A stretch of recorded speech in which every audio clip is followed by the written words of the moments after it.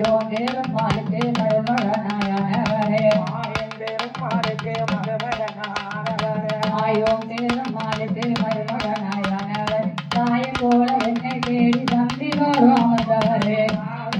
அடே ஓய்